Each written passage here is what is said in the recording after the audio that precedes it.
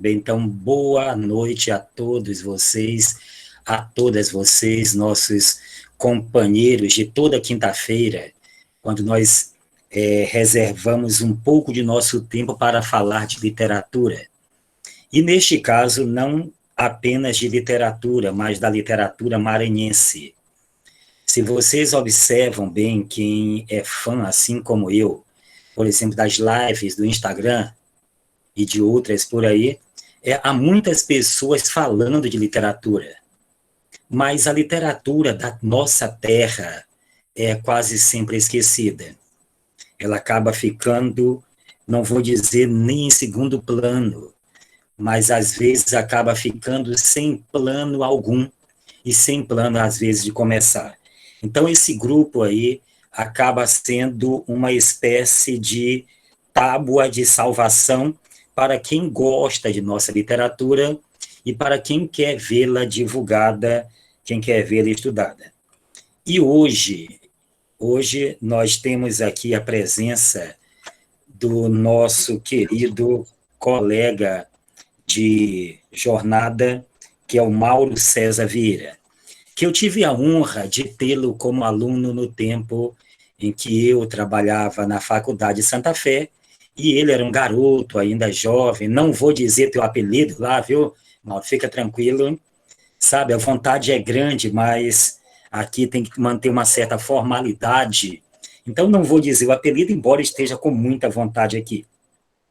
Mas desde aquele tempo, Mauro se destacava, porque as pessoas costumam, por alguma forma que eu nunca consegui descobrir, e espero nunca descobrir o porquê, acabam dizendo o seguinte: os bons alunos de letras vão para a UFMA, para o EMA. Nas faculdades públicas vão aqueles alunos que não conseguiram passar nas duas públicas. O Mauro é um dos exemplos que contrariam essa lógica. Sempre foi bom aluno, sempre, pelo menos em minhas aulas, não sei dos outros também, depois Dino fala sobre isso, mas sempre nas minhas aulas foi um cidadão que buscou o conhecimento. Eu não sei se Mauro conhece Bilu, o ET adolescente. Conhece, Mauro?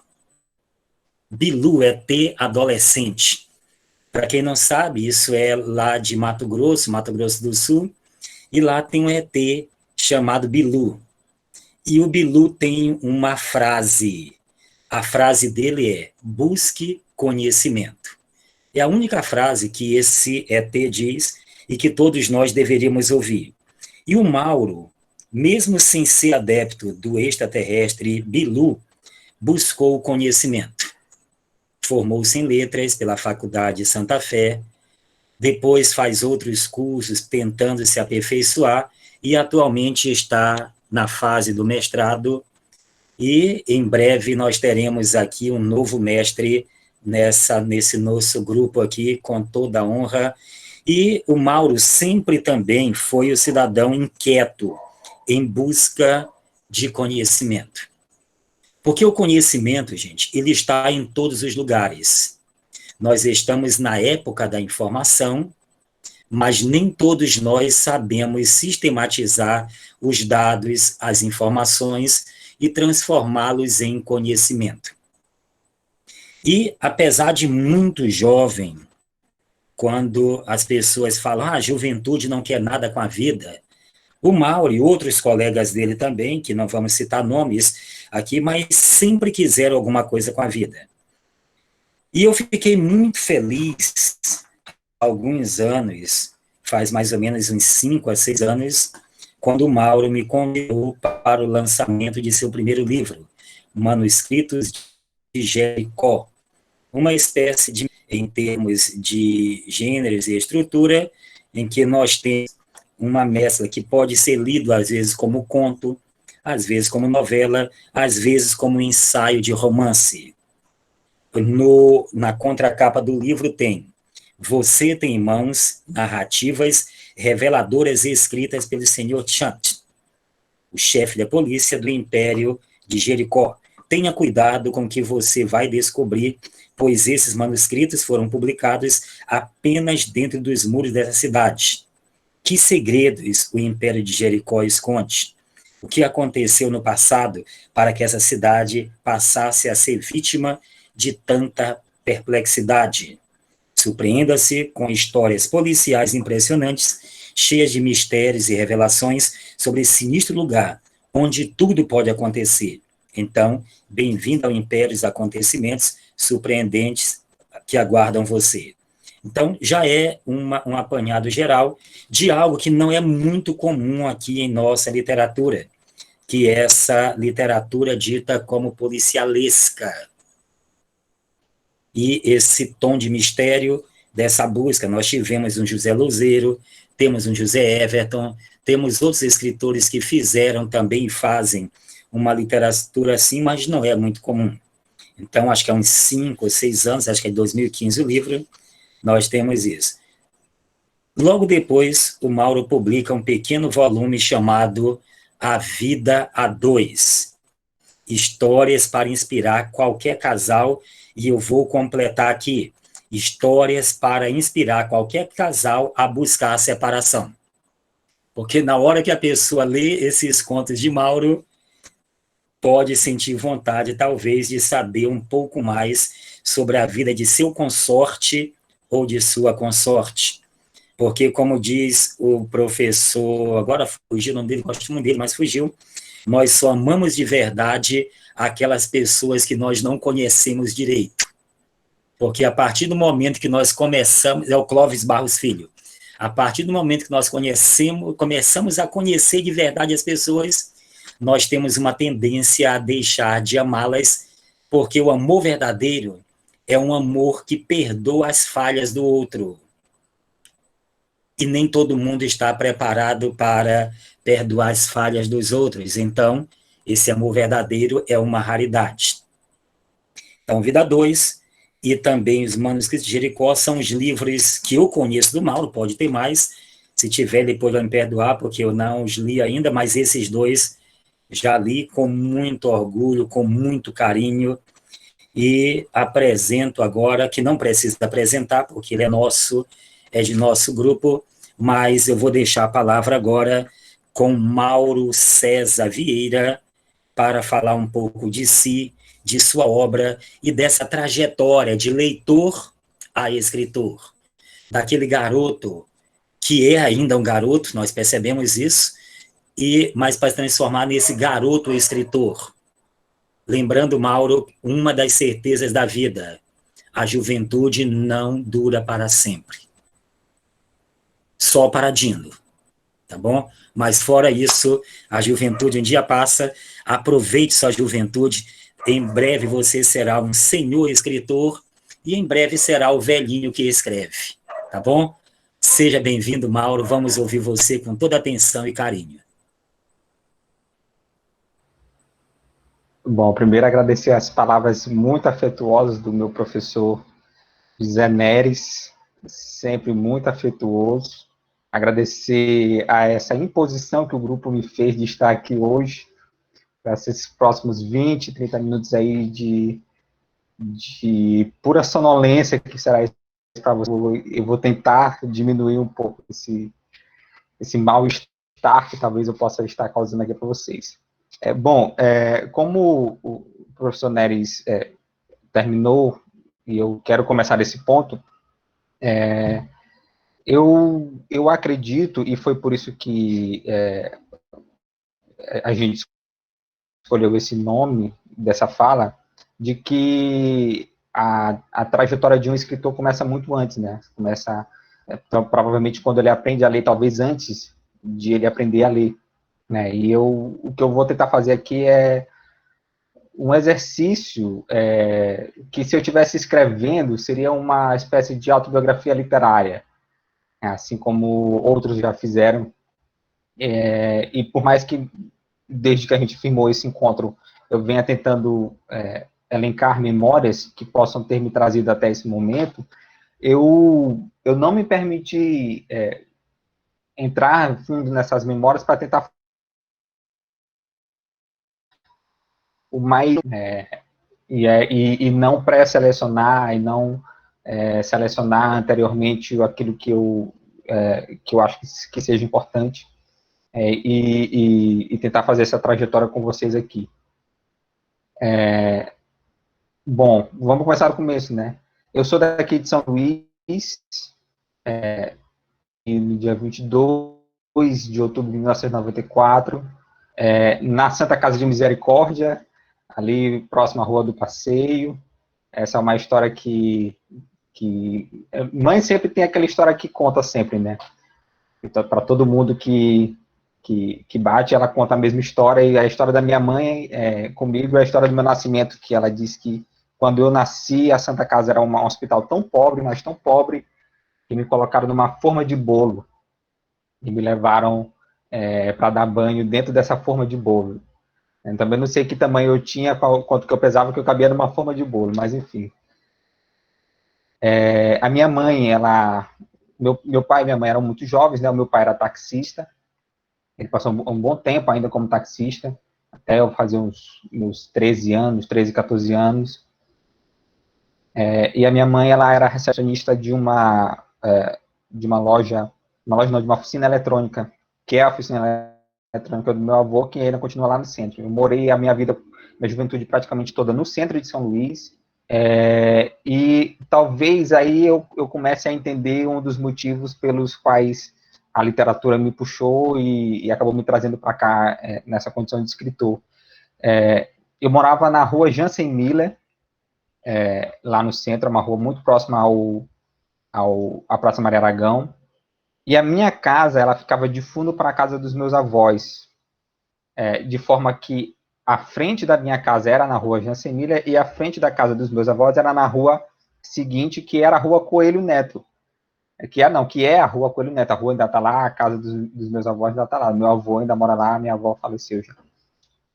Quem não sabe onde é a rua Coelho Neto, ali na Praça Maria Aragão, você tem a parada de ônibus que fica naquela descida, naquela ladeira. A rua que você olha na frente é a rua Coelho Neto, né? Antigamente, te dava como ponto de referência atrás do espaço cultural, mas o espaço cultural foi demolido, né? Então, essa referência só existe agora para a gente que viveu aquele momento ali. Então, eu passei a minha infância praticamente toda na rua Coelho Neto. Quando eu saía para andar de bicicleta, eu ia andar de bicicleta na Praça Gonçalves Dias. Aos domingos, a minha avó me levava na missa na Igreja dos Remédios, e na volta ficava ali pela Praça Gonçalves Dias, né? Então, de certa forma, eu já estava ali circulando nesse meio desses ilustres, antes de eu me entender como gente mesmo, eu já estava por ali, né? Mas o ponto interessante é que na minha infância eu tenho muitas lembranças de livros. Eu tenho lembrança de uma estante do meu pai com muitos livros, apesar de que eu raramente vi meu pai lendo. Na verdade, eu raramente via meu pai. Meu pai, como era taxista, ele saía muito cedo, levava a gente na escola, e aí quando ele voltava, ele pegava a gente da escola, deixava em casa, e depois saía para trabalhar de novo, já voltava de noite, muito tarde. E aí a vida de alguém que não tem carteira assinada é a de que você tem que fazer o seu próprio dinheiro, né? Então, às vezes, ele ficava até um pouco mais, ele tinha geralmente uma meta de dinheiro para bater, né? Então, vou fazer corridas até conseguir a meta X, né? Então, ele ficava na praça até ele conseguir bater essa meta. E ele tinha essa estante, eu folheei muitos livros dessa estante, inclusive um dos livros que eu folheei foi O Brasil Nunca Mais, aquele dossiê da ditadura militar. Eu folheei esse livro com 9 ou 10 anos, e foi uma coisa, para mim, aterradora naquela idade, né? Folhear entrar em contato com histórias de tortura e de morte, enfim. Inclusive, é interessante porque alguns dias, quando me perguntaram, alguns meses, na verdade, quando me perguntaram como eu conheci José Montello, eu conheci José Montello pelo meu pai, porque os únicos livros que eu vi o meu pai lendo foram os livros de José Montello. Por quê? Porque, mais ou menos, quando eu tinha 8, 9 anos, o meu pai ele fez um curso técnico no Senac de guia de turismo, e ele começou a trabalhar como guia, né, depois que ele terminou o curso. E aí ele se dividia entre serviços de guia e o táxi. E aí ele usava os livros de José Montello para ter histórias para contar para os turistas, né? Ó, tem José Montello e tal, ele escreveu sobre esse lugar aqui que a gente está passando, o Largo do Desterro, aquela casa ali é a casa do Major Taborda, enfim. E aí ele lia José Montello, e a lembrança que eu tenho de ele lendo José Montello. É interessante que na primeira feira do livro, acho que foi a primeira feira do livro, né? Que foi sobre o José Montello foi homenageado, acho que em 2007. Eu lembro até hoje dessa feira que foi lá na Maria Aragão e no Espaço Cultural, a decoração era com os livros enormes, né? E esses livros eram páginas dos romances de José Montello, e a gente parou, eu fui com meu pai e a gente parou na frente de um desses livros, que era uma página dos Tambores de São Luís, né? E aí ele leu ali para mim os Tambores de São Luís, acho que talvez tenha sido o início mesmo do livro, quando Damião está ali pela Rua de São Batalhão, né? E aí ele se encontra com um amigo e tem aquele diálogo sobre uma peça que vai ser encenada. E aquilo tudo, e essa é a ideia do livro, de a gente lendo ali o livro no meio da praça, um livro enorme, como se a gente estivesse mesmo entrando ali dentro, foi uma coisa muito mágica para mim, né? E isso se provou no restante da minha trajetória, que me parece, e isso até hoje, né? Me parece que eu tenho um senso muito grande de querer fugir da realidade. Talvez por isso eu goste tanto de literatura, talvez por isso eu também gosto muito de literatura fantástica. Eu tenho esse senso de querer fugir da realidade, e a literatura proporciona isso de uma maneira muito ímpar, né? Apesar disso, apesar dessa quantidade de livros, apesar de eu ter visto meu pai lendo José Montello, as lembranças que eu tenho de leitura são as lembranças da minha mãe. E as lembranças da minha mãe são interessantes porque ela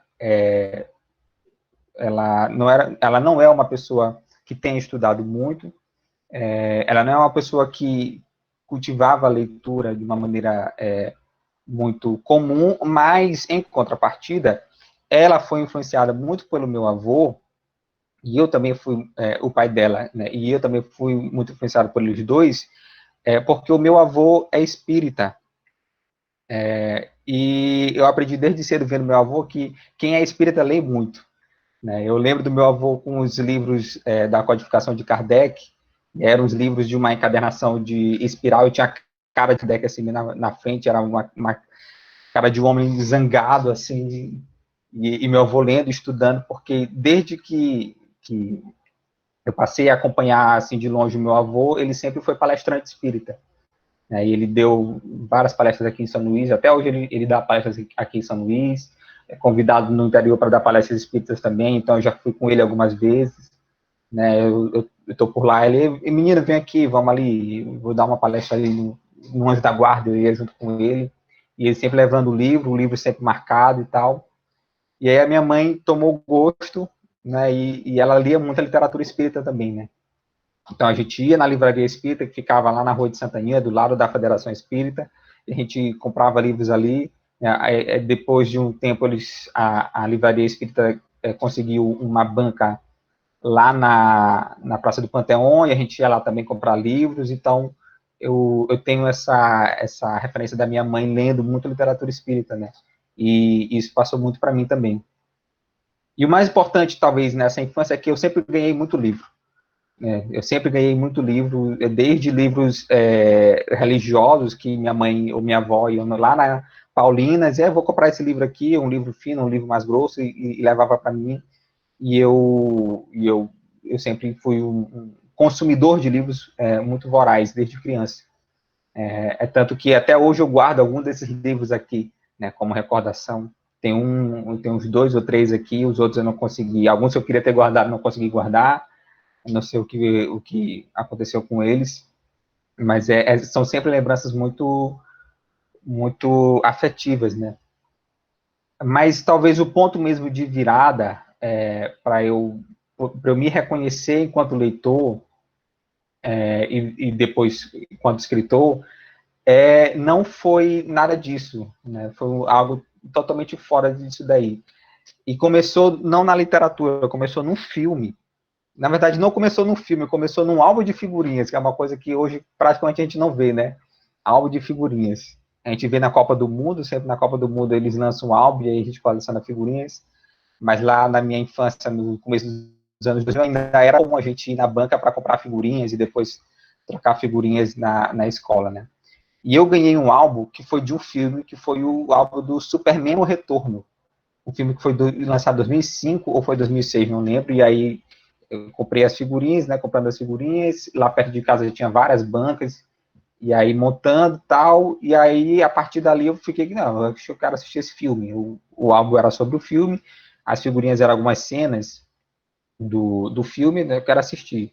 Eu assisti, e aí assistindo esse filme, eu entrei nesse mundo dos super-heróis, e aí, como adolescente, eu fiquei muito entusiasmado, né? Isso bem antes da Fórmula Marvel, né?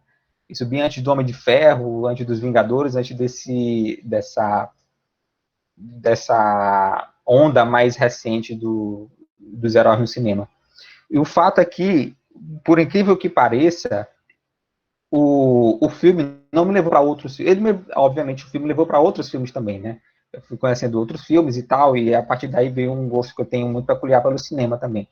Mas o filme me levou para as histórias em quadrinhos. E a minha formação, desde esses 11, 12 anos, ela tem muito de histórias em quadrinhos. Tanto que, eu não sei se dá para vocês verem, mas aqui na minha estante tem uma estante só para quadrinhos, com um Batmóvel bem no meio, né, e depois tem vários quadrinhos, porque esse tipo de literatura me pegou de uma maneira muito, muito diferente, né, algo que ainda não tinha acontecido comigo. A minha maior frustração é que na época eu não podia comprar uma revista por mês. As revistas nessa época já eram caras, não eram mais baratas. Antigamente você comprava revistas e quadrinhos de uma maneira mais fácil, e na época não, na época uma revista já custava R$7, né? Para você acompanhar uma saga nos quadrinhos, você não pode acompanhar uma revista só, você tem que acompanhar 2 ou 3. Né? Então sairia por R$15, R$20 você acompanhar uma história em quadrinhos vários meses. Então, eu não pude, tanto que eu comecei a trabalhar, a primeira coisa que eu fiz foi assinar um clube de quadrinhos, né, e começar a receber essas histórias em casa. Eu passei mais de anos recebendo. E aí, dentro desse mundo dos quadrinhos, depois de um tempo, acho que por saturação mesmo do tipo de leitura, eu caí na literatura propriamente dita, e eu primeiro caí na literatura mais insólita, fantástico, terror, que são gêneros que até hoje, eu gosto muito, tanto que acima da minha estante de quadrinhos tem uma estante só sobre Stephen King, né, que é um autor americano, de literatura americana atual, contemporâneo. Ele escreve sobre terror, sobre ficção científica, e depois caí no conto policial, até cair em Machado de Assis. E aí, a partir de Machado de Assis, a coisa mudou. Mas ainda nesse primeiro ponto,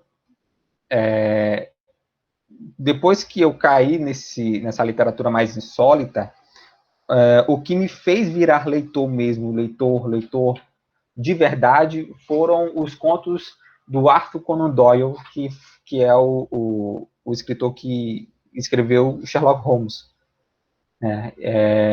E eu sempre fui uma criança um tanto preguiçosa. Então, depois que eu descobri que o conto você lia e em meia hora já acabava, para mim foi uma coisa sensacional. Eu nunca, enquanto jovem, não queria o comprometimento com um livro. O livro é muito grande e tal. Eu pensava assim, poxa, um livro de 150 páginas. Na época, para mim, 150 páginas era uma coisa muito grande. Né? Eu ficava pensando, eu vou ter que me comprometer com esse livro, talvez por meses. Né? E aí eu vou começar, talvez eu não leia e tal. Tanto que a primeira tentativa que eu fiz de ler um romance assim foi A Ilha do Tesouro, que também é literatura inglesa, do Robert Louis Stevenson. É um livro que eu tentei ler por umas 3 ou 4 vezes nessa época e não consegui, porque eu não tinha comprometimento com o livro. Né? E esse livro está aqui em casa até hoje eu não li. É uma dívida que eu tenho com o meu eu adolescente. E aí eu descobri que os contos eram mais simples de ler, você lia de uma maneira mais rápida, o máximo que eu poderia fazer é ler a metade aqui e a outra metade amanhã, Então, eu comecei a ler de uma maneira muito voraz, né? Eu li praticamente todos os contos de Sherlock Holmes até eu descobrir que Sherlock Holmes também não era só conto, tinha romance. E aí, o Arthur Conan Doyle escreveu 4 romances de Sherlock Holmes e eu comecei, depois que eu tinha esgotado os contos, eu comecei a ir para os romances. E esse caminho, e aí eu cheguei num dos romances, que é um dos melhores romances que eu li, que foi o Cão dos Baskerville, que é dele, do Arthur Conan Doyle. Depois eu fui tentar outros romances da mesma pegada. Eu li, por exemplo, o Viagem ao Centro da Terra, do Júlio Verne, que é a maior decepção que eu tenho na minha vida foi ter lido o Viagem ao Centro da Terra, porque eu, como adolescente, esperava alguma coisa melhor, e no final eu descobri que eles não chegaram no centro da Terra porque a bússola tinha dado pane na bússola e a bússola não estava apontando mais para o norte. Né? Aí eu desisti do Júlio Verne na época por causa disso, né? Eu já estava com uma lista de Júlio Verne para ler, e aí depois eu fiquei com raiva, não, isso aqui é um final muito, muito ruim, e aí deixei de lado. E aí, crescendo e sentindo a necessidade de explorar outros tipos de leitura, eu caí no Machado de Assis também por causa dos contos. Né? Eu não... Acho que talvez por isso até hoje a minha preferência de Machado de Assis é pelos contos do que pelos romances. Porque eu tenho uma ligação afetiva muito forte. Machado de Assis me fez leitor mesmo. Né? Eu me lembro da primeira vez que eu li a Cartomante, eu fiquei chocado, né? E eu fiquei... E esses dias eu tive a oportunidade de fazer essa experiência com a minha irmã. Eu tenho 2 irmãs, uma 11 meses mais nova do que eu, e a minha irmã caçula é 12 anos mais nova do que eu. E hoje ela está no ensino médio, né? E aí ela me mandou um vídeo no Instagram que era uma menina fazendo uma espécie de sinopse da Cartomante, né? Era uma sinopse em forma de fofoca, né? A menina dizia assim, eu tenho uma amiga minha que foi de uma Cartomante porque ela tem um amante e tal, sei o quê, e a cartomante disse que o marido não vai descobrir nada, o que vocês acham que vai acontecer? É uma coisa do tipo assim, né? Aí minha irmã me mandou, e aí eu disse, tu quer saber o que vai acontecer? Eu te mando aqui. Eu peguei e mandei o PDF do Várias Histórias, que é onde está a cartomante, né? Ela leu e teve a mesma reação do que eu, né? Ela ficou chocada com o final. Então, eu já nos meus 14, 15 anos adentrando no ensino médio, eu me lembro de ter lido muitos romances, muitos contos de Machado de Assis, antes de adentrar os romances, né? E aí o Machado de Assis, ele me formou leitor, depois eu li as novelas, eu li o Alienista e tal, até eu caí no Aloysio, tomei gosto por toda essa estética do realismo e do naturalismo, em oposição ao romantismo. Tudo que eu tentei ler de romance romântico na época nunca foi frutífero, tanto que eu só fui voltar a ler José de Alencar, por exemplo, na graduação. Alguns romances de José de Alencar, por exemplo, Senhora, eu só li depois da graduação. E é interessante perceber como que essa época da minha vida, esses 15, 16 anos, eles me deixaram marcas profundas, né? Ou para a afetividade ou para os traumas, né? O José de Alencar é esse trauma que eu só fui superar tempos depois, né? E era normal que uma hora ou outra eu começasse a ir selecionando isso tudo, porque no final das contas, eu olhando para trás no meu percurso, eu nunca abandonei as leituras que eu tinha feito. Eu leio quadrinhos até hoje, né? Eu leio a literatura de terror até hoje. Né? Eu gosto de quando eu não estou lendo algo, quando eu não estou lendo Josué Montello, que está me sugando esses 2 anos, eu gosto de ir para um lugar que eu me sinto seguro, eu gosto de ir para a minha zona de conforto, que são essas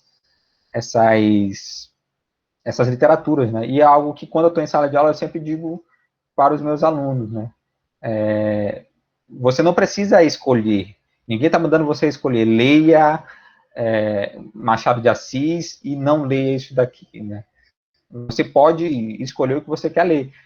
O grande lance é que, uma hora ou outra, assim como eu tive a necessidade de dar um salto maior, de sair de uma literatura para cair no Machado de Assis, uma hora ou outra isso vai chegar para todo mundo, né? E aí vai do leitor querer querer dar esse salto realmente, né? Eu quis e eu não me arrependo. Então, quando chegou no momento decisivo de prestar vestibular e tal, e saber o que fazer, eu estava em dúvida entre fazer letras ou fazer história, acabei fazendo letras. É engraçado porque no caso da minha escolha por letras, não teve nada a ver com literatura. Eu não entrei no curso de letras pensando em literatura, eu não entrei no curso de letras pensando na língua portuguesa, eu entrei no curso de letras para ser professor de inglês. Porque eu já tinha feito curso de inglês, dominava a língua, e aí eu estava no último mês do ensino médio, me chegou, um professor meu, me chegou uma proposta para eu ser professor num curso de inglês, no curso que na época era em Morros. Aí eu peguei e fui, né? Eu não estava fazendo nada, era a oportunidade de ganhar dinheiro, peguei e fui.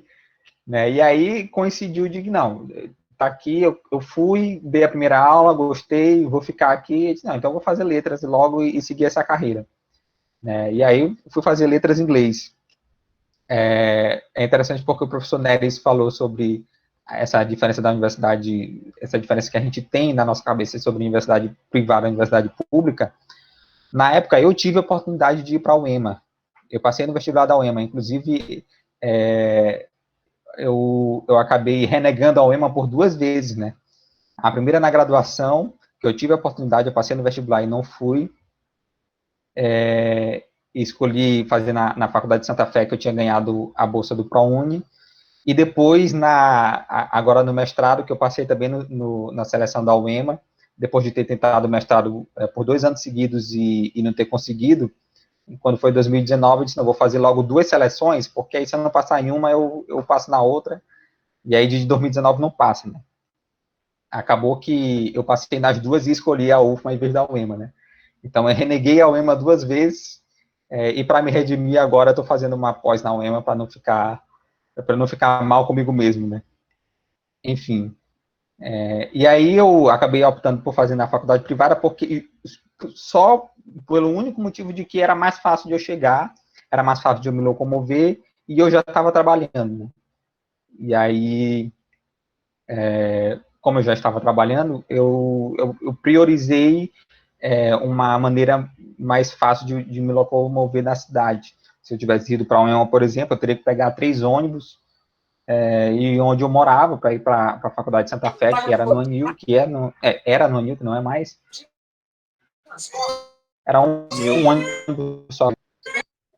Então foi apenas isso. E foi a decisão correta porque eu faço esse percurso de volta à literatura por causa das aulas de Neres e por causa das aulas de Dino. Eu acho que eu não sou a primeira pessoa a dizer isso, provavelmente eu sou só mais um entre tantos, mas eu fui aprender a literatura e entender a literatura enquanto ciência só na graduação. O meu ensino de literatura no ensino médio foi muito parco, foi muito ruim, imagino que tenha sido não só o meu, como de outras pessoas também, né?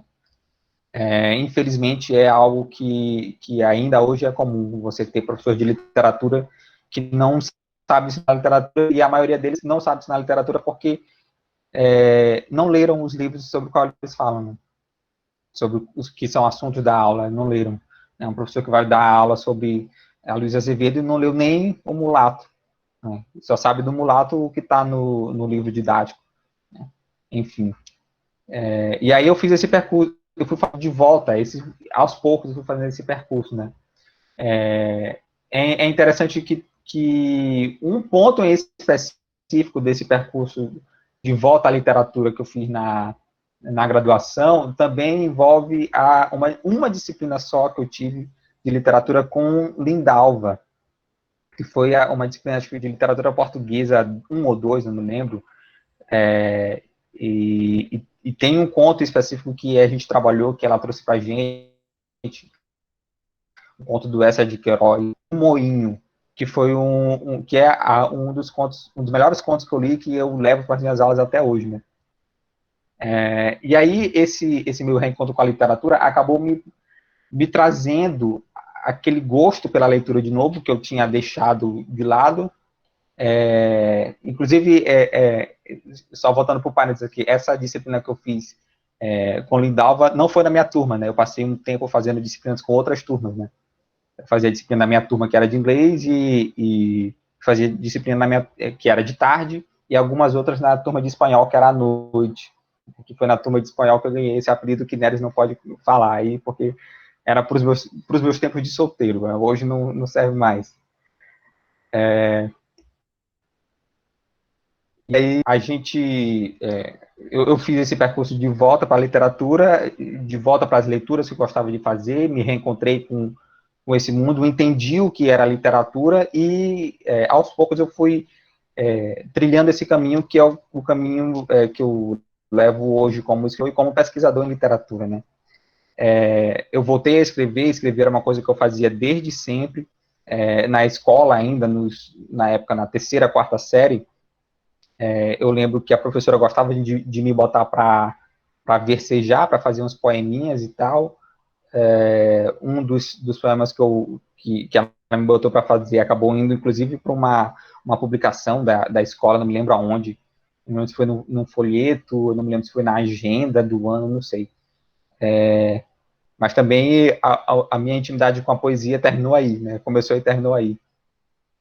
E aí, já nessa época eu voltei, essa época da faculdade, eu voltei para trilhar esse caminho como escritor, e aí eu encontrei um ambiente lá na faculdade de outras pessoas que também escreviam, né? Pessoas da minha sala escreviam, pessoas de outras salas também que escreviam, e acabou que foi uma coincidência muito feliz, porque o ambiente em si acabou me levando a fazer a publicação do Manuscrito de Jericó.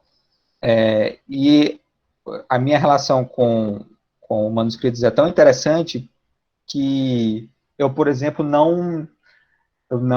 eu entendo que Josué Monteiro fez de reescrever o primeiro livro dele, por exemplo, né? A relação com a sua primeira obra é sempre uma relação que é problemática, ela é muito problemática. E a minha relação com manuscritos é uma relação muito problemática, né? Eu fui reler e tentar encontrar um conto que pudesse botar na relação que Dino me deu de contos, e inevitavelmente eu fui mexendo aqui, tirando uma palavra aqui, botando uma ali, né, tirando períodos inteiros que não faziam sentido estar ali, enfim. Mas, ainda assim, ainda sendo uma relação problemática, hoje eu não posso dizer que eu me arrependo de ter lançado esse livro, porque foi o livro que me fez eu me olhar como escritor. Depois que você tem a sua obra publicada e você olha assim a obra física na sua frente, e pelo menos comigo foi assim, eu tomei para mim essa alcunha de escritor. E aí, se eu não tivesse feito isso naquela época, em 2015, de 2014 para 2015, eu comecei a fazer o trâmite de 2014 e lancei em 15 na Feira do Livro. Se eu não tivesse feito isso naquela época, talvez eu não tivesse me tornado escritor, porque talvez eu não lançasse se eu tivesse pensado muito, talvez eu não lançasse esse livro, né? Eu fiz uma tiragem pequena, hoje eu não tenho mais nenhum dos dois, na verdade, e ter feito esse lançamento foi o que, é como se eu tivesse firmado meu pé nesse terreno, né, no terreno da escrita. E aí, ainda em 2015, antes de lançar o Manuscritos, eu terminei de lançar eu terminei de reescrever o manuscrito, já tinha alguma coisa escrita, coisas da adolescência que eu tinha escrito, e fui reescrever, algumas coisas eu mudei praticamente tudo, mantendo o enredo. E assim que eu terminei de escrever, eu já comecei a tentar arquitetar alguma outra coisa, né, que eu pudesse escrever. E sempre no gênero do conto, que foi o gênero pelo qual eu me formei, e era o gênero que eu me sentia mais tranquilo de trabalhar com ele. E aí casou nessas coisas que dão errado e acabam dando certo. Ainda em 2015, antes de lançar o Manuscritos, No começo do ano, eu fiz uma mudança de local de trabalho, eu trabalhava na escola, fui trabalhar em outra, e no primeiro mês que eu estou trabalhando no novo emprego, eu peguei catapora, uma coisa que eu nunca tinha tido, e depois de adulto, eu tive catapora. Um aluno meu, na época, eu dava aula no ensino fundamental 1, ainda dava aula de inglês nessa época. O inglês me permitiu ser professor de tudo quanto foi tipo de gente. Eu tive alunos de 3 anos, e eu tive alunas, eu tive uma turma de senhoras de mais de 60 anos, quando eu trabalhava em Morros. Era uma turma só de senhoras, e a mais nova tinha 60 anos, e todas elas aprendendo inglês. Era uma coisa muito boa, muito interessante. E aí eu tive essa catapora, né, nessa época, um aluno me passou catapora, e eu aproveitei esse tempo para escrever.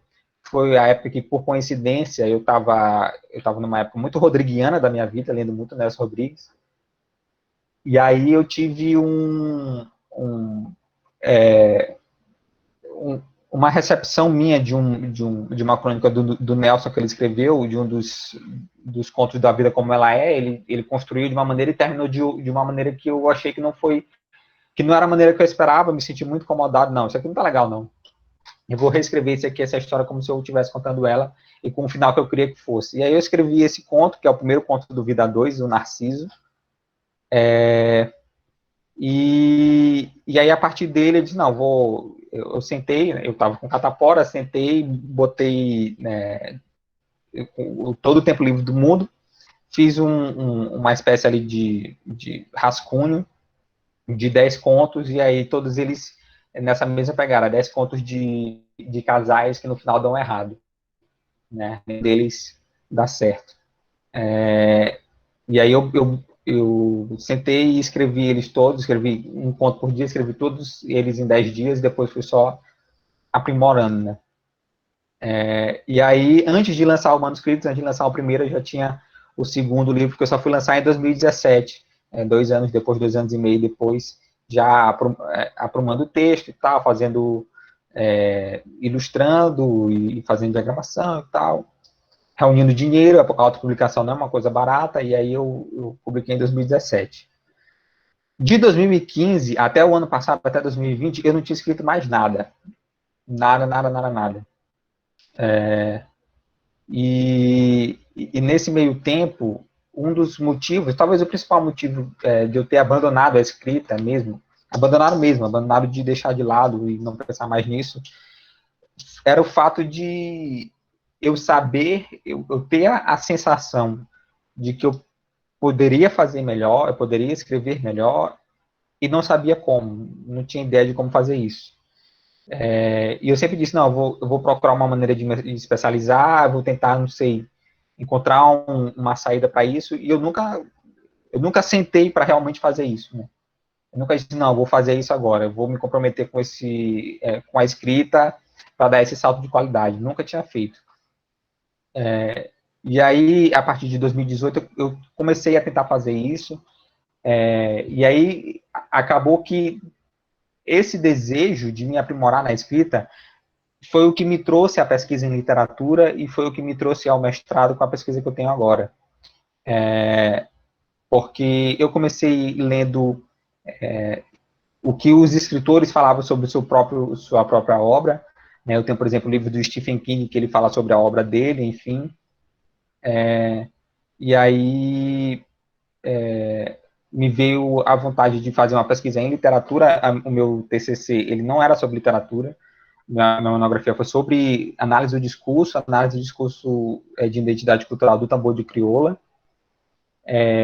Algo parecido era o que eu estava escrevendo nos mestrados. E aí, em 2019, eu fiz, não está dando, eu não estou conseguindo com esse projeto, que na verdade não era nem um projeto, né? O projeto sempre passava, eu sempre ficava na entrevista, ou então, teve uma vez que eu passei na entrevista, mas eu fui aprovado, mas eu não fui classificado, né? Eu fiquei um número além das vagas e acabei não sendo chamado, né? Eu fiquei em terceiro além das vagas, os 2 antes de mim, que estavam além das vagas, foram chamados e eu não fui. Então, em 2019, eu fiz essa mudança. Então, vou fazer alguma coisa diferente, tentar e tentar a partir daí. E aí eu fui para Josué Montello lembrando daquelas leituras do meu pai, né, que até hoje tem a biblioteca monteliana dele na casa, na casa dele, né. E aí eu inscrevi um projeto sobre Josué Montello, nos dois mestrados, tanto o UFMA quanto o EMA. Decidi fazer na UFMA, e aí, logo quando eu entrei, a primeira coisa que Dino me disse foi que não, esse projeto não dá, porque o pessoal da linha 2, que é a linha de análise do discurso, vai ficar meio escabriado, que talvez a gente possa estar invadindo aqui a zona de pesquisa deles, porque a minha pesquisa, eu não tinha a intenção de mudar de área que seria a análise do discurso, né? Não tinha essa intenção. Né? Então, foi a necessidade que me fez cair nessa pesquisa agora, e cair na pesquisa certa, porque quando a gente discutiu, e Dino me mandou uma série de temáticas das quais a gente poderia trabalhar na dissertação, a terceira ou a quarta era essa, né? Para a gente trabalhar os diários do José Monteiro para saber como foi que ele escreveu os romances, né? E quando eu li isso, me deu logo o estalo, não, é isso que eu estou precisando. Né? Eu estou precisando escolher um autor e entender ele por dentro, entender como é que ele como é que ele escreve, né? Entender o que funciona para ele, para a partir da experiência dele eu tentar trazer algo para minha experiência, ou articulando com o que ele faz, ou mudando, tentando fazer alguma coisa diferente. Ele faz assim, eu vou fazer assado, enfim. E foi aí que eu consegui voltar para a escrita, né? E já tentando alguma coisa diferente, saindo do conto para a novela. Então, do ano passado para cá, eu já tenho escrito algumas novelas, alguns contos um pouco maiores, que talvez não sejam novelas, mas não são contos curtos, alguns contos curtos também. Eu acabei nessa leva de vários microcontos, né, que a gente está tendo hoje em dia. Eu acabei escrevendo alguns e postando na rede social, alguns no Instagram, outros no Twitter, e eu consegui me reconciliar com esse meu aluno através, principalmente, da experiência que eu tenho do Montello. E é muito interessante, porque o primeiro diário do Montello é o diário que ele narra a seca literária dele, e foi uma seca, assim como a minha seca literária, foi uma seca de 5 anos também. Depois que ele publicou O Labirinto de Espelhos, até começar a escrever A Décima Noite, né, do terceiro para o quarto romance dele, e ele pensando do mesmo jeito, né, que ele precisava dar um salto maior. Obviamente que as primeiras obras de Montello são infinitamente melhores que a minha, né, mas de lá para cá, eu aprendi, estudando o Montello de perto, eu aprendi que, assim como ele tem obras muito boas, ele tem obras que não são muito boas, né? E é bom, e para mim é sempre bom ler o que o escritor escreveu que não é tão bom, para a gente perceber que até a pessoa que escreve bem, como é o caso de José Montello, que é inegável, ele também escreve obras ruins, ele também escreve obras que não são tão boas, como é o caso, por exemplo, da Última Convidada, que foi o último romance que eu li dele, né? Que é um romance que eu li a duras penas, e que ele, no meio, já dava para saber o que ia acontecer, a linguagem era arrastada, as coisas não aconteciam, as ações não aconteciam, os personagens não andavam, os conflitos não se desenrolavam. Então, é sempre bom a gente conseguir entrar nessa intimidade do escritor e estudar um escritor, como eu estou fazendo com o Montello, e perceber que ele também passou por momentos difíceis, ele também produziu obras que são obras que ele próprio não colocava numa primeira prateleira, e ainda assim ele tem um nome inegável como um dos grandes da nossa literatura. Então, hoje, para encerrar, eu consigo perceber que esses dois pontos da minha vida, como pesquisador e como escritor, de uma maneira meio torta, mesmo sem querer, eu consegui conciliar eles dois, e é por causa disso que eu voltei a escrever e a me sentir bem com aquilo que eu escrevo. Bom, é isso, eu já falei demais, e vou deixar aberto os comentários de vocês. Mais uma vez, muito obrigado. É isso, Mauro.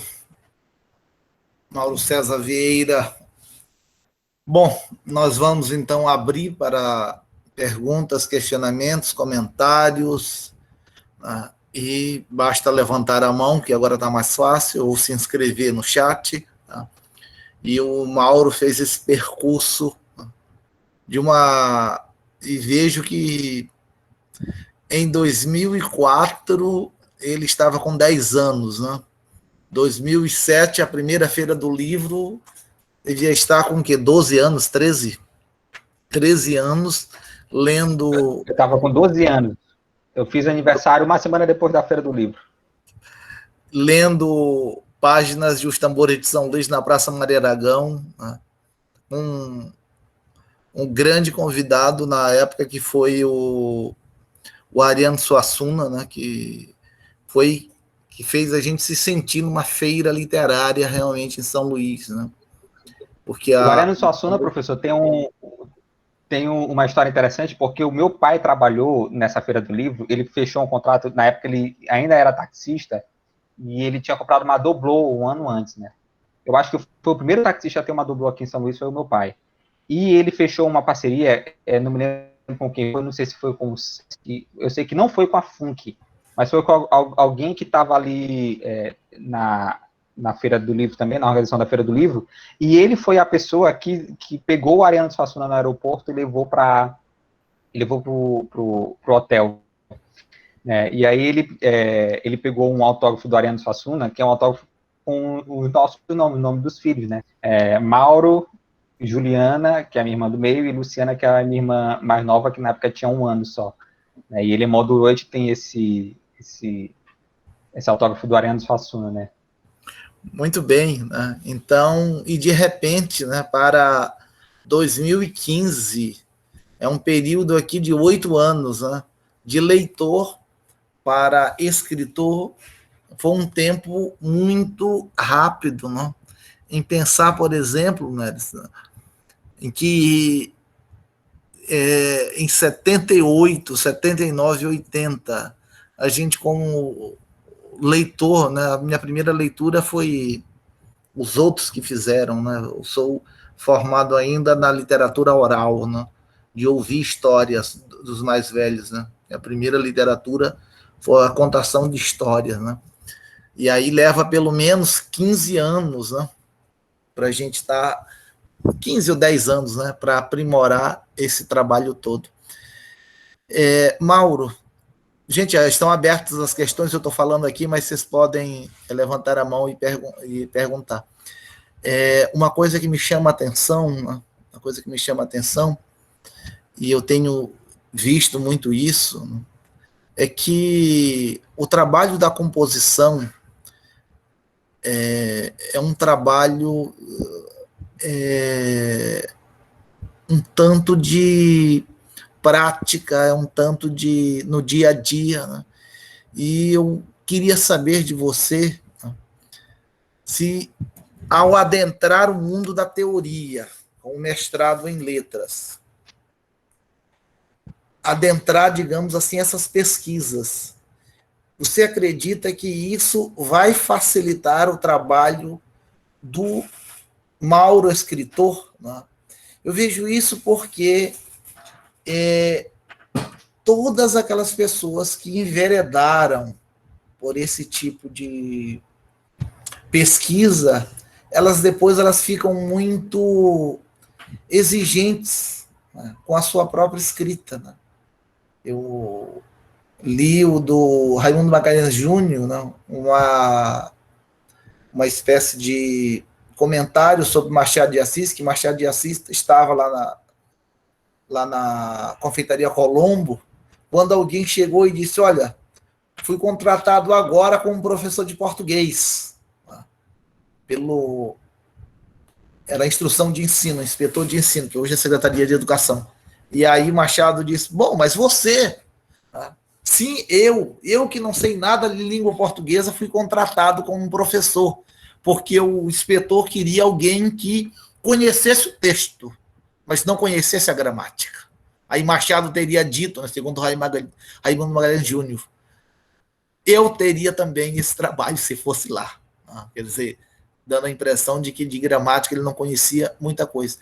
Então, como é que você vê isso, se esse conhecimento todo, né, dos meandros da literatura ajudam, acabam dificultando um pouco a construção do texto literário?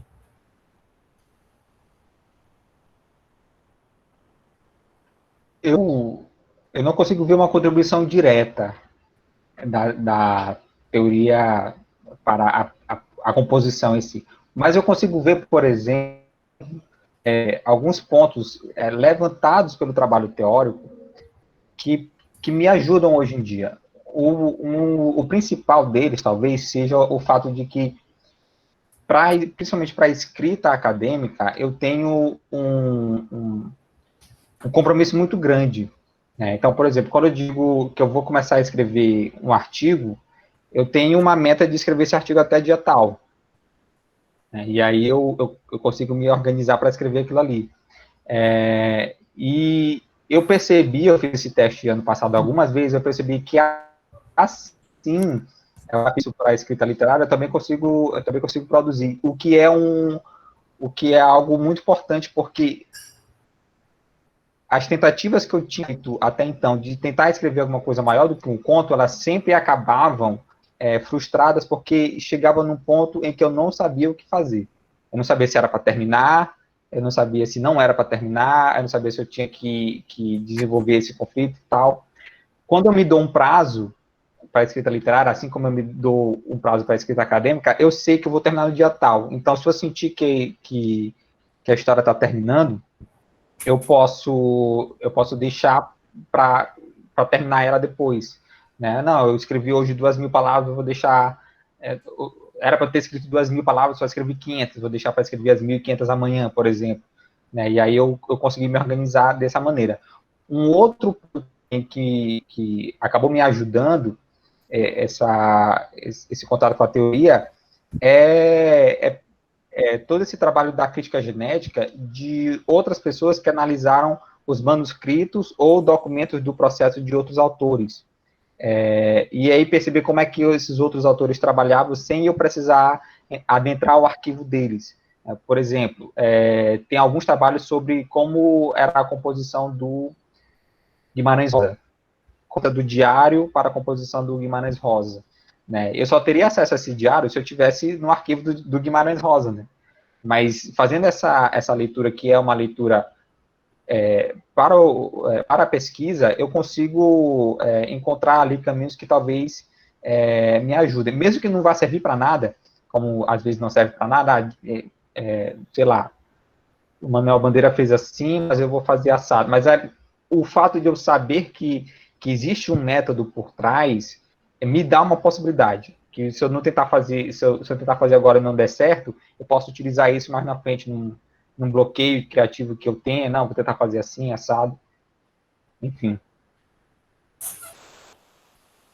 A Ana Clédia está citando a questão do ensino médio, tem um déficit enorme de literatura, né? Que o Mauro disse ainda há pouco. Acredito que se as autoridades adotassem mais a literatura, mais livros, os alunos não teriam tanta dificuldade quando estivessem no superior. Hoje vejo que nada ali, muita dificuldade no curso, né? Dificuldade até para interpretar as leituras. Né? Isso, né? Isso é um problema que aflige aí a mais de 70% da população brasileira, talvez até mais, de 80% da população brasileira. Mauro, agora eu queria ver a tua experiência com a poesia. Nada além do que aqueles versos para as aulas. Eu não acredito que você não tenha tentado rabiscar um único soneto. Né? Todo mundo que escreve já tentou rabiscar algum soneto, né? Como um exercício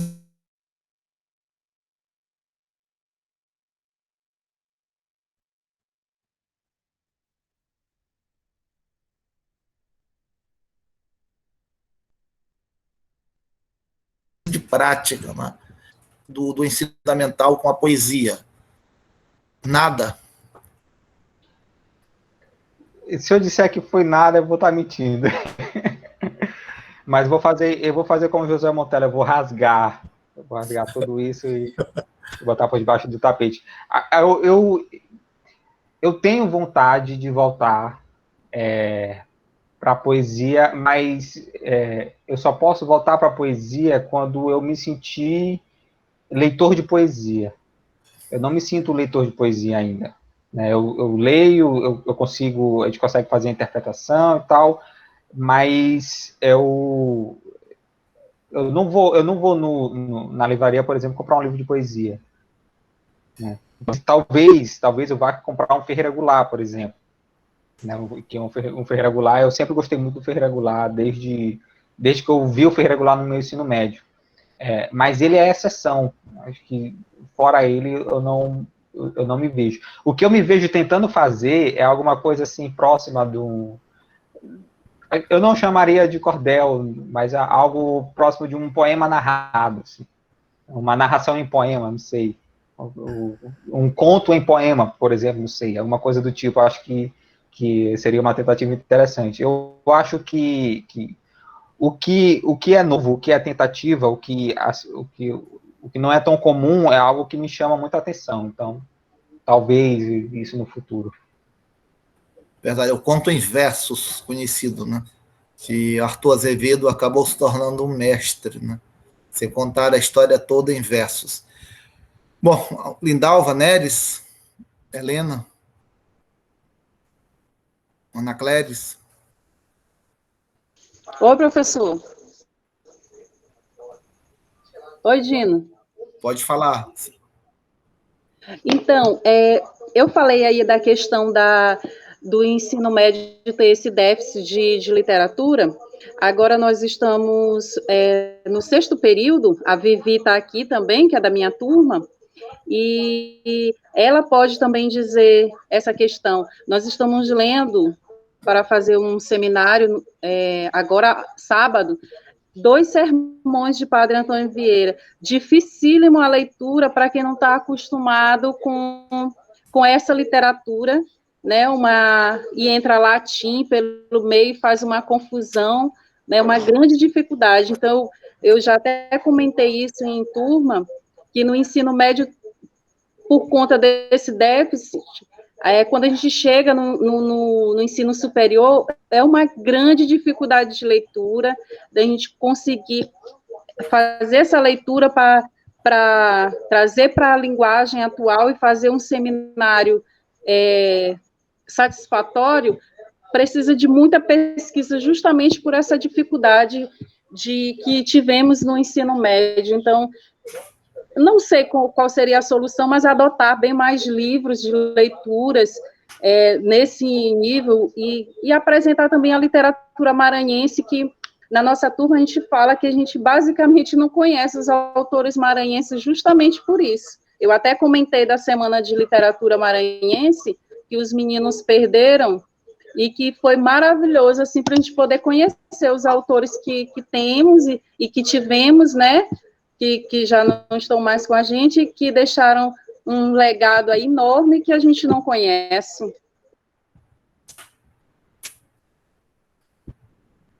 Mauro, quer comentar?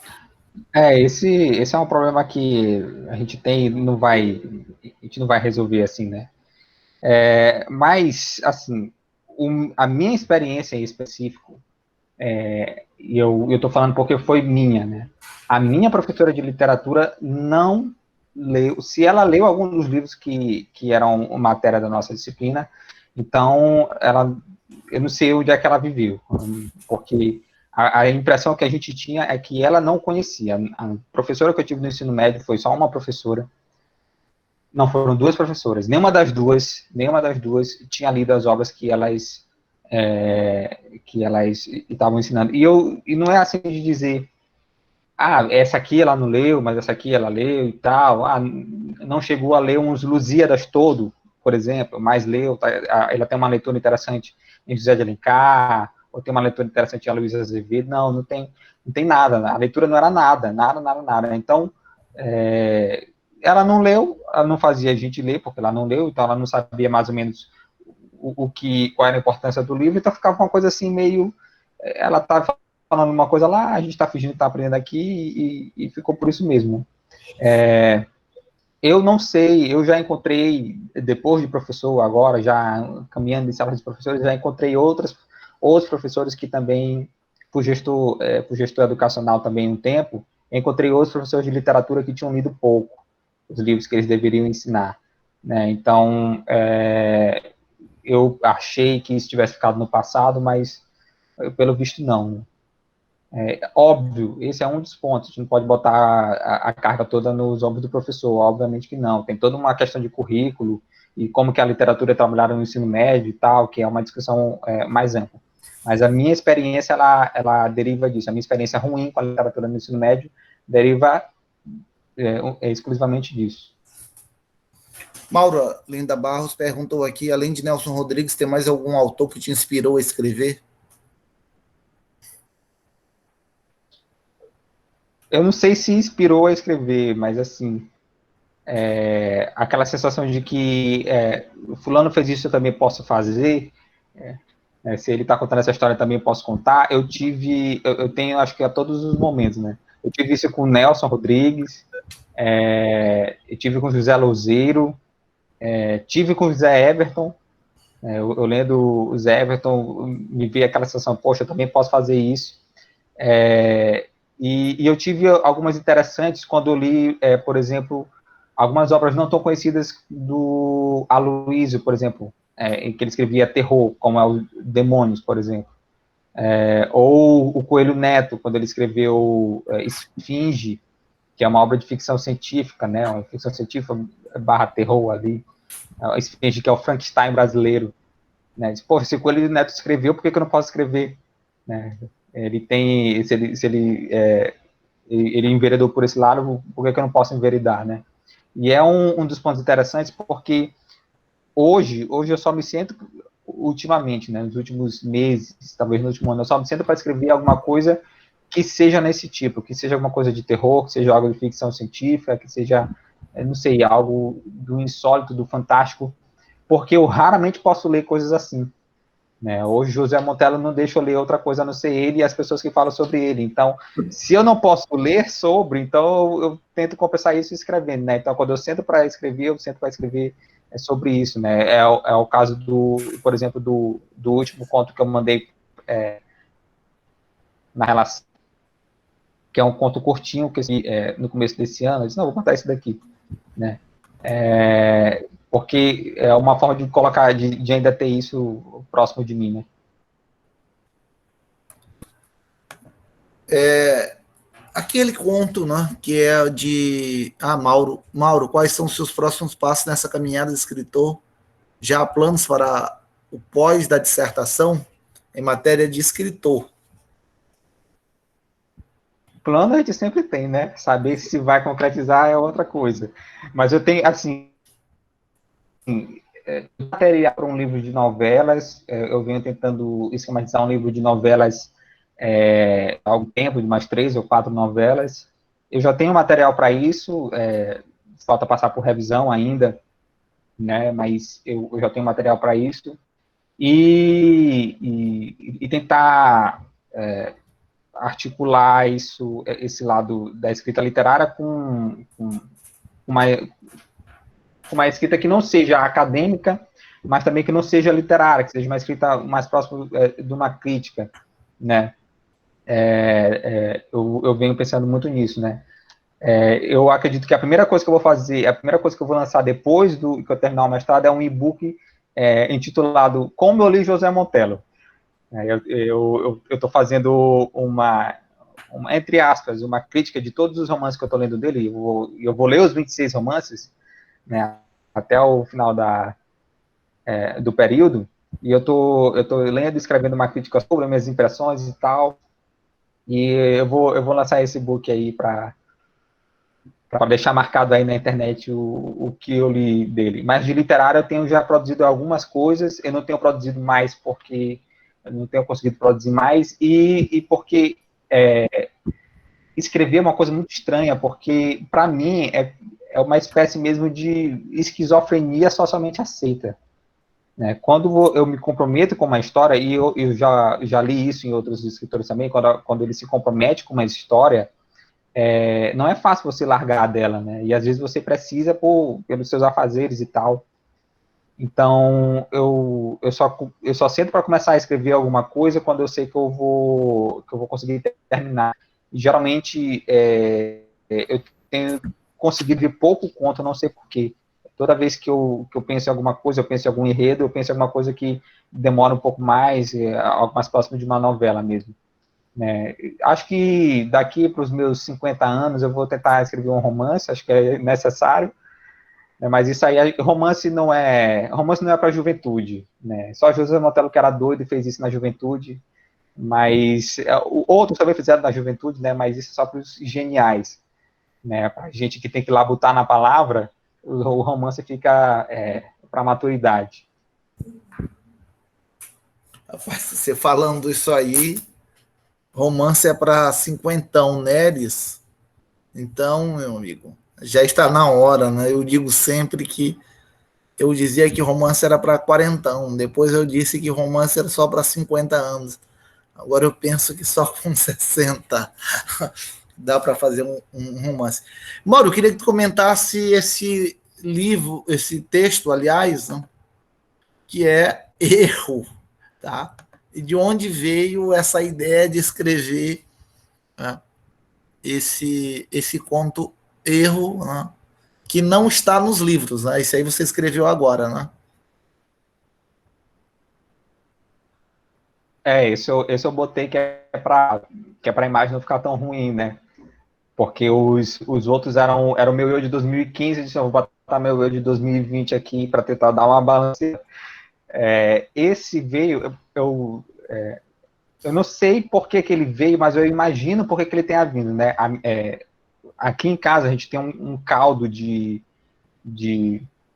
entretenimento muito interessante, né? Porque a minha esposa, ela também gosta muito ela é mais de assistir do que de ler, ela gosta muito de filmes e séries também de zumbi, de vampiro e tal, eu também gosto muito, né? Tanto que acho que uma das minhas leituras preferidas foi ter lido Drácula. E o que veio na minha cabeça foi a imagem, né? Só a imagem, né? De uma mulher fazendo isso colocando os dentes no pescoço do homem. Mas acho que talvez o grande lance, eu lendo isso depois e tentando analisar o porquê, né, de ter saído assim, eu acredito que tem uma ideia de reversão de expectativa, né?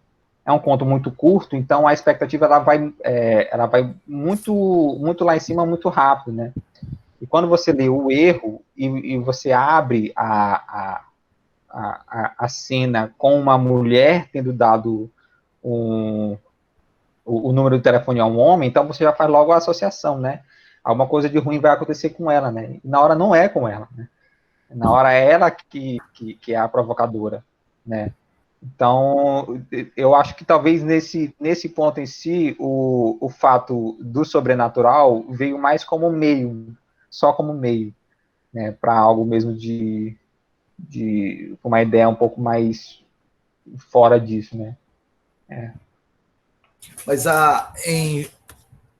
no conto, acho que o primeiro conto teu que está lá em manuscritos de Jericó é o seu Joaquim da Perna Torta. Como é que nasceu esse conto e o que te inspirou? Isso aí eu não lembro com quem que foi, mas eu estava conversando, um tipo de conversa que eu tenho muito com a minha esposa também hoje em dia. Essa específica não foi com ela, mas eu estava conversando com alguém e falando, acho que talvez sala de professor e tal. Acho que foi isso, acho que foi sala de professor e falando de músicas e tal. Aí surgiu o seu jogo da perna torta, né? E aí a gente conversando e tal, e aí me veio a ideia, mas e se não fosse, e se o Joaquim não fosse, se a história dele não fosse uma história para criança, por exemplo, se a história dele fosse uma história trágica, se fosse uma história diferente, se fosse uma história tragicômica, né? E aí veio a ideia de que a perna torta dele é o chamariz, né? O atrativo era a perna torta dele, né? E aí ele perde a perna torta e perde o chamariz, né? No final das contas, eu acho que talvez é muito ruim você fazer análise de si próprio, né? É muito difícil você fazer análise de si próprio, porque eu não sei se eu estou querendo me colocar alguma coisa que eu estou colocando a posteriori, né? Mas talvez, vendo esse conto, alguns contos do Vida 2 também, talvez tenha uma espécie de figura humana que é meio vazia, sabe? Que parece que é meio fútil, e acaba não valorizando coisas pueris, coisas pequenas, não sei. Não sei, acho que talvez seja coisa da minha cabeça, mas eu acredito que o cerne desse conto talvez gire em torno disso, e é uma história interessante, né? É uma história tragicômica. É isso mesmo, né? E não dá para dizer que foi leitura de Nelson, né? Porque a trajetória é outra, né? Tem um humor aí, lembra muito bem, talvez, Humberto, né? Gente, mais alguém? Neres?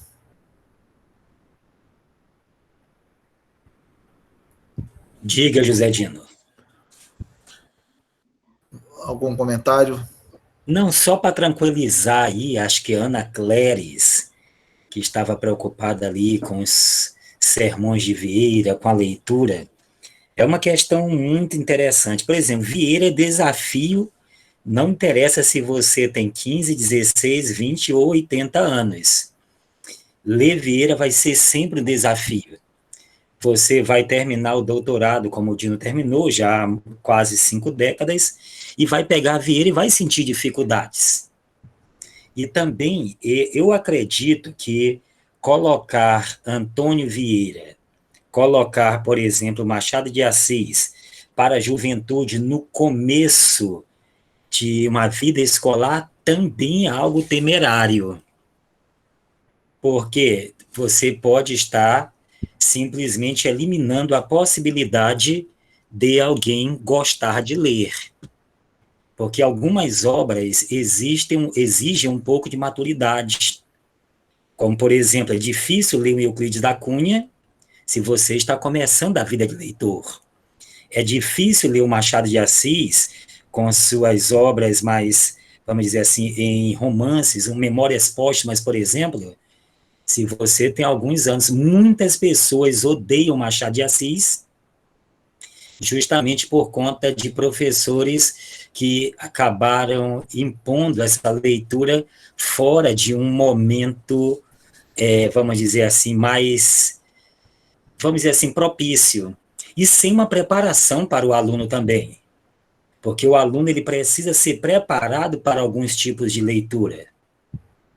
Não é a questão de chegar, dar o livro, ou mandar ler o livro, e fazer como se fazia antigamente. Vamos preencher aquela ficha didática, entregar para o professor no dia X, Y ou Z, e o que nós conseguíamos criar naquela época, Dino, apenas mercenários que não liam livro, mas às vezes vendiam, alguns compravam, alguns vendiam aquela ficha didática. Então é uma questão de política pública de leitura, que às vezes tudo que nós temos em termos de leitura está vindo muito por conta do trabalho de um professor específico, ou de um grupo de professores específicos, às vezes sem um preparo realmente, às vezes sem livros, às vezes na boa vontade. E aí, lembrando, Mauro, há muitos professores, eu sempre conto isso, em um livrinho meu, não sei se você já leu, um livro muito antigo, você ainda era um bebê na época, chamado Estratégias para Matar um Leitor em Formação, que é um 2005. Lá eu conto algumas passagens, e uma delas é com o Josué Montello, quando uma professora que foi minha colega, foi colega de Dino, claro que aqui não se diz nomes, né? Mas essa professora obrigou seus alunos a ler por mais de uma década Os Tambores de São Luís. alunos de quê? Do ensino médio, primeiro ano. Logo, o aluno chegava na escola, que ela trabalhava, uma escola elitizada, e era obrigado a ler Josué Montello. E quando nós chegamos lá à universidade, nós estávamos fazendo literatura maranhense, uma das obras que nós lemos, eu acho que uns 8 a 10 livros de literatura maranhense na época, com Sônia Baptista, e um dos livros era Os Tambores de São Luís. E essa nossa colega, então, que fazia parte da nossa equipe, todo mundo falava, então vai ser fácil para ela. E ela declarou naquele dia um detalhe, ela nunca havia lido Os Tambores de São Luís. 10 anos massacrando alunos para ler Os Tambores de São Luís, e ela revelou a sua estratégia nefasta, nefanda, se tiver algum outro nome pior, depois você busca aí, que era o seguinte, numa turma ela mandava ler o livro, na outra também. E os alunos de uma turma tinham que fazer como atividade, elaborar 10 ou 20 questões com respostas. E ela pegava essas questões e aplicava como prova na outra turma, e vice-versa. Ou seja, ela nunca havia lido o livro. É como a professora que você falou aí, o que nós mais temos é isso. E eu sempre digo também conselhos aos nossos queridos alunos, profissionais de letras, é que, por exemplo, uma coisa que eu sinto muito falta, Mauro, e eu senti falta, por exemplo, no dia em que você foi lançar o seu livro, lá na Feira do Livro, e eu fui lá, na verdade, aquele dia, eu fui lá quase todo dia, que naquele tempo era um dos organizadores da feira, então eu estava quase todo o tempo lá, primeiro e na segunda. Mas eu lembro também um detalhe, naquele tempo não, foi bem antes que eu fui organizador, perdão, mas eu fui lá naquele dia ver você, e eu sinto falta de alunos de letras frequentando lançamentos de livros. Se eu fosse aluno de medicina, eu ia pedir permissão para frequentar o quê? Cirurgias, alguma coisa que pudesse ser vista. Eu, como aluno de letras, também tenho que me disponibilizar a ir, por exemplo, a lançamento de livros. E, infelizmente, quase todo lançamento de São Luís eu vou, não é todos, claro, mas a maioria eu vou, ou uma boa parte eu vou, e o que eu não vejo ali são alunos e profissionais de letras. Na verdade, em lançamento de livro, se tiver muita gente é porque a família é grande, sendo que nem parte da família às vezes também vai. Então, é assim dessa falta. Aí eu pergunto para você, Maura, como foi a recepção do seu trabalho quando você lançou, quando você fez um esforço sobre-humano, porque nós sabemos que tem um gasto, todo escritor maranhense, ou pelo menos quase todos, acaba sendo um ladrão da própria casa, porque ele tem que tirar um pouco do sustento seu e da família para sustentar a mãe literatura. E é um dinheiro que você sabe que dificilmente ele vai retornar para você. Porque muitas pessoas querem um livro, mas poucas pessoas querem falar em comprar o livro. É uma realidade. E aí, como foi a recepção do jovem Mauro, com 20 e poucos anos, começando uma carreira e lançando um livro, tentando... Eu lembro que na época, às vezes eu lembro aqui, Mauro, então é uma memória um pouquinho ruim, já que estou velho, como o Dino sempre lembra, mas eu lembro, parece que você ia lançar um livro em um local, aí parece que perdeu vamos dizer, o edital, e eu lembro que na época também eu falei com o Milton para você lançar lá. Foi isso mesmo? Ou a memória está falhando? Mas como foi essa recepção, meu jovem? A história foi essa mesma, né? Mas eu não é que eu perdi o local, é porque a gráfica me deu o bolo. E aí eu não consegui, estava tudo certo para eles me entregarem uma semana antes, e aí não entregaram na semana antes, né? Porque assim, no sábado eles me entregaram na sexta anterior. E aí não entregaram, aí o cara da gráfica não te entrega na outra sexta, um dia antes do lançamento, aí quando foi na sexta não vão poder entregar, só na outra sexta. Não, só na segunda, depois do final de semana. Aí eu tava programado para lançar lá no Espaço dos Escritores, lá na Feira do Livro, E aí acabou não sendo porque eu não tinha o livro para lançar, porque a gráfica não entregou, né? Aí, quando foi o segundo, eu já tinha aprendido, né? Só marquei depois que eu recebi. Eu recebi as caixas, então a gente pode marcar, aí eu lancei lá na MEI. Mas a recepção foi recepção de livro maranhense, né?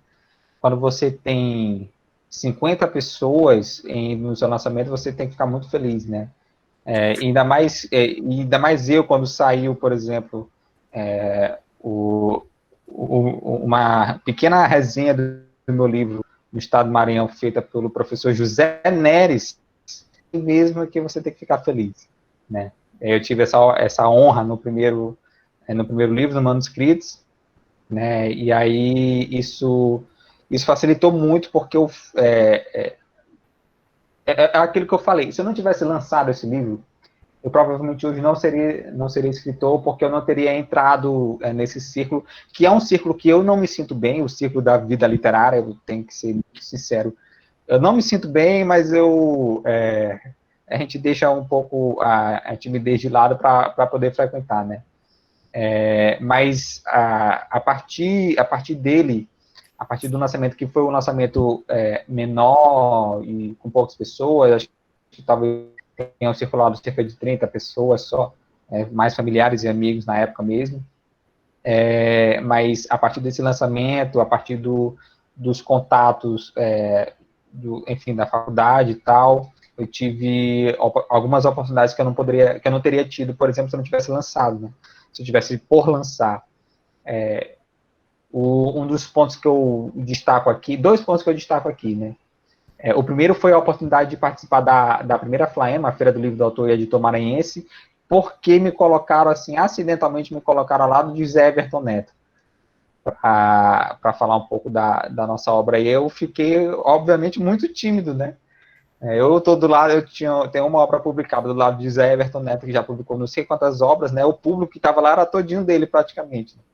Eu estava lá de intruso, mas o fato de ter lançado e de ter chegado em alguém essa obra me proporcionou estar nesse momento lá na Flaema. E aí depois disso eu conheci o Zé Everton, e aí talvez hoje ele não se lembre de mim, não sei, mas na época, assim, 1 ou 2 anos, a gente se encontrou nas feiras e tal, nos lugares. Eu me lembro depois disso, ele ter me encontrado numa feira do livro lá longe, eu passando, ele estava num stand autografando, e eu passando lá longe, ele me chamou, ei, vem aqui e tal. Aí a gente estava junto lá na Flame e tal, a gente estava junto. Como é teu nome mesmo? Eu sou o Mauro. Tá aqui, pega meu livro. Ele me deu o livro dele, que foi o Entrevistador de Lendas. Ele estava autografando o Entrevistador de Lendas, né? E aí depois disso eu pude retribuir o favor na própria MEI, enfim. E depois, graças a minha grande professora Linda Alba, eu tive a oportunidade de ser convidado pelo Sebastião para falar com os alunos da Escola Modelo lá na academia, junto com a Lorena, que também escreve e foi minha companheira de turma na graduação, e a Charlene. A gente teve um bate-papo com uma turma, 1 ou 2 turmas lá da Escola Modelo Benedito Leite, né? Eu também tendo publicado só essa primeira obra, né? Então, a gente vai comemorando essas vitórias que são pequenas, grandes vitórias, né? E que vão dando esse gás para a gente continuar nessa labuta com as palavras. Muito bem, Mauro, é isso, né? É isso, só esperamos que o próximo livro venha logo, né? E que esse romance apareça antes dos 50, né? Eu tenho muita voracidade de ler esses romances, mas concordo que o romance é bom vir um pouco depois, né? Eu admiro sempre a figura do Machado de Assis, que começa com um poema, depois vai para o teatro, escreve alguns contos e aí mergulha no romance. O Tiago Monrin comentou aqui que o seguinte, minha turma, mas Tiago, que turma é a sua? De onde?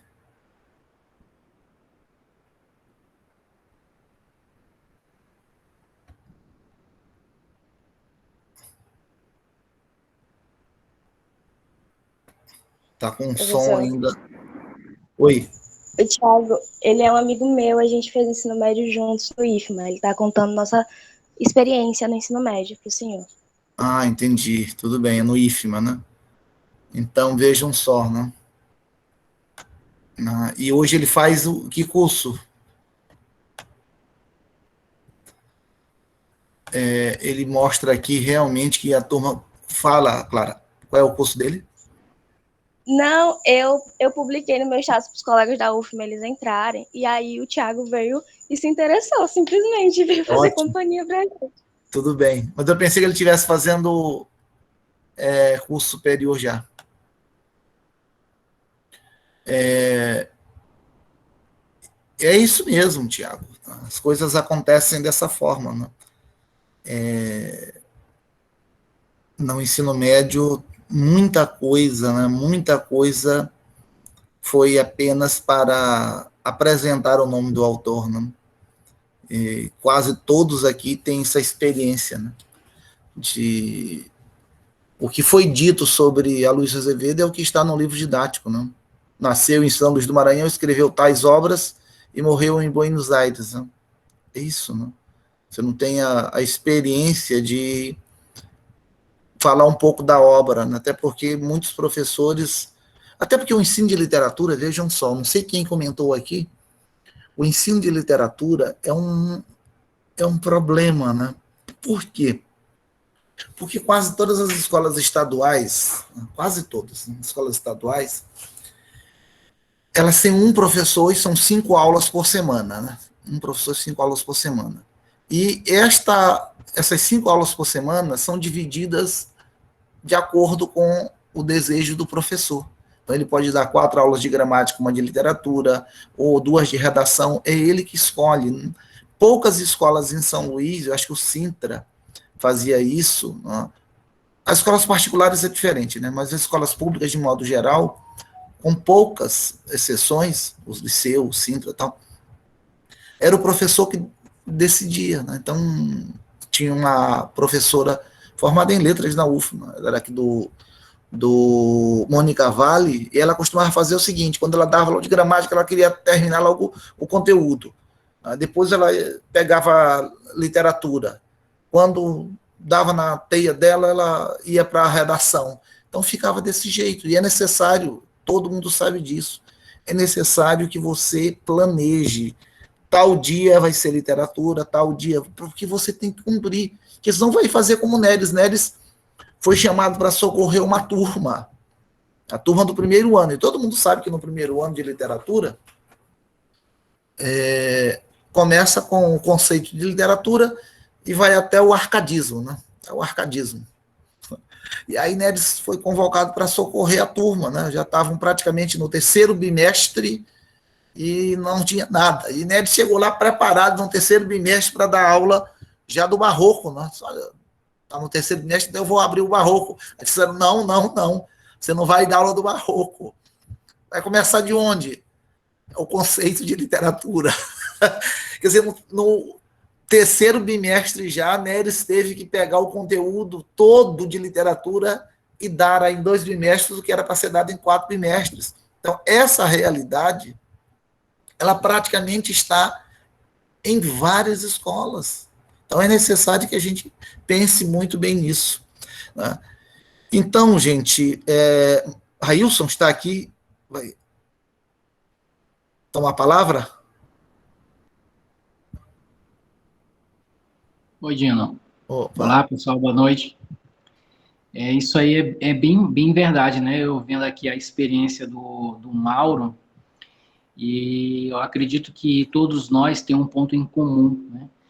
Ninguém acaba desenvolvendo um gosto por leitura, principalmente por literatura, né? Ler literatura, apenas por interesse ou por um desejo pessoal, né? Sempre tem alguém que apresenta, né, de uma maneira meio que subliminar, ou de uma maneira indireta, como você falou do seu avô, os livros que o seu pai tinha lá de José Montero. Então, aquilo não foi imposto, né? Eu acredito que se ele chegasse para ti e dissesse assim, olha, tu é obrigado a ter que ler isso aqui, talvez criasse até uma aversão. mas o cotidiano, de ver alguém. Eu sempre falo muito para os pais na escola, né, que eles deixem livros na sala, no quarto, por mais que não gostem de ler, pelo menos finjam que gostam de ler, né? Fica lá com ele aberto, não está fazendo nada, fica lá, olha só, né, conferindo as páginas, mas para o aluno ver que é aquilo ali. E assim, eu tive uma formação também muito parecida nesse sentido, né, de ter incentivo, porque o meu padrasto, né, hoje fui criado por ele tem 80 anos, mas bem lúcido, bem ativo, e ele sempre pedia para de manhã eu ler o jornal para ele porque a vista dele não dava. Só que, na verdade, ele dava para ler tranquilo, que até hoje ele lê tudo, mas, na verdade, era para eu ter a prática de ler, né? Para eu ter a prática de ler.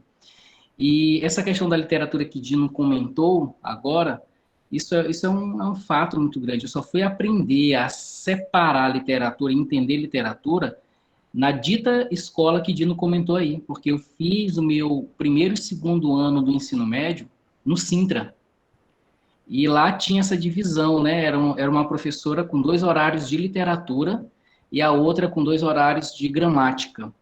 Então, a professora de literatura começou a trabalhar aquelas questões todas, mas assim, como a minha leitura era muito fraca, né?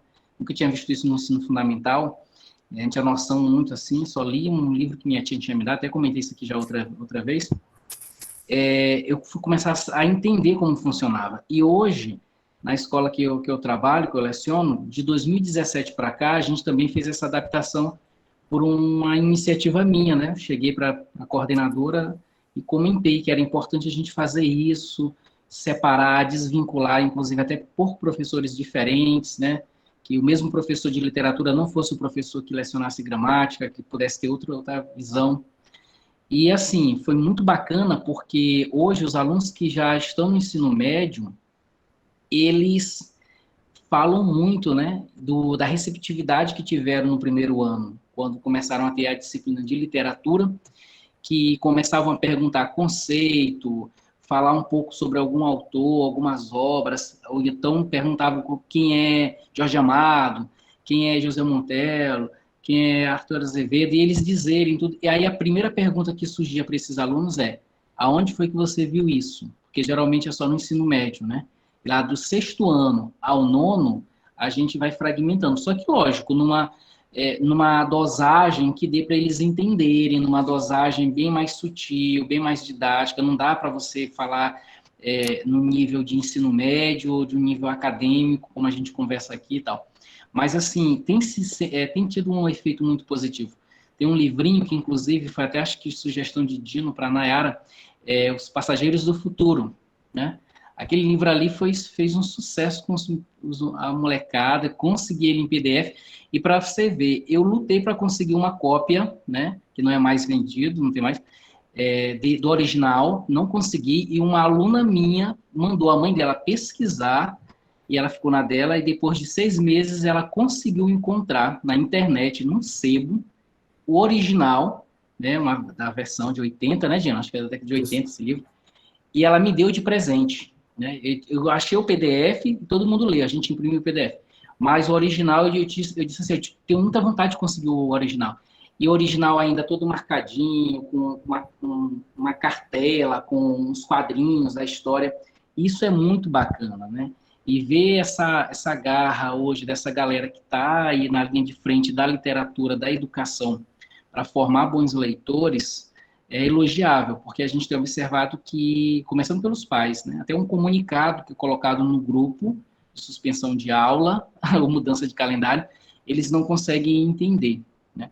E na tua experiência, Mauro, o que me chamou muita atenção, né, na tua história é justamente as pessoas que cruzaram o teu caminho, né, e fizeram disso algo positivo, né? E a sensibilidade, né, de você entender e captar isso e usar isso na sua vida, porque tantos Mauros por aí, né, tantos Dinos, tantos Railson, Thiagos, Paloma, que tiveram essa experiência, mas não conseguiram ter essa sensibilidade de perceber que ali era uma fonte que precisa ser bebida, uma fonte que a gente precisa, então, olhar com atenção, porque isso realmente acontece, né?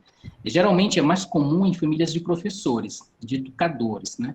e quando crescem eles tomam um caminho totalmente diferente. Tudo que eles não querem é a área de educação, a área de leitura, né? Vão mais para exatas, na pior das hipóteses, a advocacia, mas assim, se dedicar à leitura é bem mais difícil. Mas a gente sempre tem alguém que a gente vê, cruza, então essas histórias são muito bonitas de se ouvir, né? Fiquei bem, porque eu já vi você no evento que a gente teve, né, fazendo uma parte, mas eu não conhecia a tua história, e fiquei muito feliz, né? Parabenizo pela essa biografia tão intensa, com tantos, né, tantos momentos importantes, e com a pouca idade, né, em comparação aí ao que você vai viver, ter vivido muita coisa em pouco tempo, de modo muito intenso. Isso aí. Ailson sempre trazendo alguma fala que faz a gente voltar um pouco no tempo, né? E sempre toca o coração, né? Bom, gente, eu acho que é isso, né? É uma conversa extremamente agradável, né? E eu digo sempre que a pessoa sempre tem alguém que colocou, né, flores no caminho para você admirar, né, e seguir, né?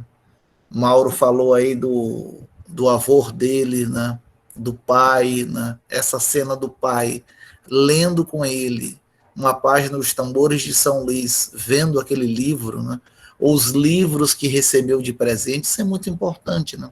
Muito importante. Geralmente a gente não tem um único que marcou o nosso caminho, né? São várias pessoas, né? Várias pessoas. E Mauro teve essa sorte, né, de ter encontrado essas pessoas, seu avô, a sua mãe, seu pai, alguns amigos, e os textos, né? E às vezes a gente tem vergonha de dizer isso, né?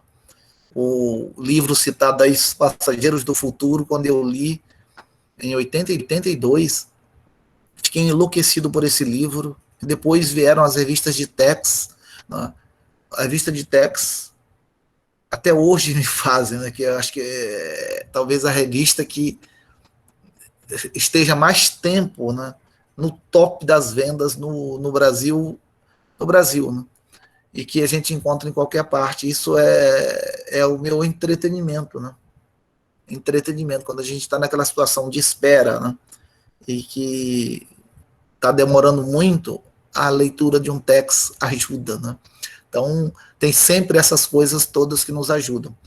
Então, Mauro, muito obrigado realmente pelas palavras, né? E a gente vai aguardar esse terceiro livro. Este romance, espero que seja aí pelos 30 anos no máximo, né? Ele é de 94, então daqui a 3 anos ele é trintão já, né? Então já dá para ensaiar uma novela mais longa, um romance e tudo mais. Olha só, Os Passageiros do Futuro, né? Esse livro é espetacular, espetacular, muito bom mesmo, Esses aí são os outros livros que estão aí. Muita indicação de leitura, é verdade. Então, gente, muito obrigado pela presença. Mauro, foi demais. A gente vai precisar da tua autorização para colocar estes contos aí, né, no site do Gelma, em vários blogs, porque a gente precisa compartilhar com as outras pessoas, tá? Então foi uma noite para a gente guardar aí na nossa memória, né? E claro, né, guardar aí, compartilhar, né? A gente